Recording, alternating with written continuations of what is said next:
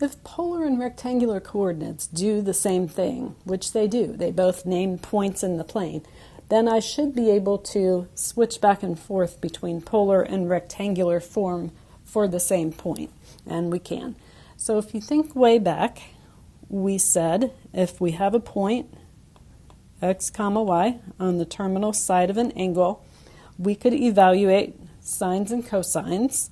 Cosine of theta, cosine of the angle that we needed to get around to that point was x over r, and sine theta was y over r, way back when we were first evaluating trig functions.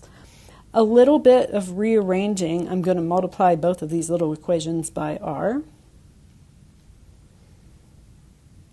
So I get x equals r times cosine of theta, y equals r times sine of theta, and these are what we're going to use to change a point in polar form to its rectangular form. So for example, if I have the point 6 comma 3 pi over 4, we're going to recognize 3 pi over 4 is in quadrant 2, 6 is positive, so the point 6, 3 pi over 4 is somewhere out here in quadrant 2. So my rectangular form, when I found it, should be naming that same point. I should have a negative value of x and a positive value of y, because that's what happens in quadrant 2. Here we go. X is r cosine theta.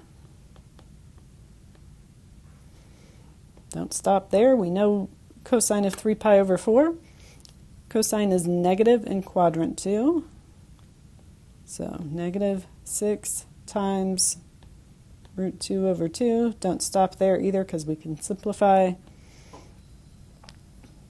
And that's negative 3 root 2.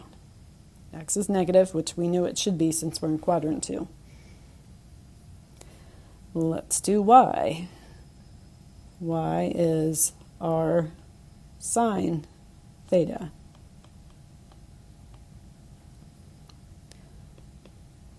Sine of 3 pi over 4, sine in quadrant 2 is positive. So I got positive root 2 over 2. That was supposed to be a 2. I don't know how that became a 3. Sometimes these things just happen. So that's positive 3 root 2. The coordinates of this same point in rectangular form, x is negative 3 root 2, y is positive 3 root 2. So the rectangular name for that same point that we started with.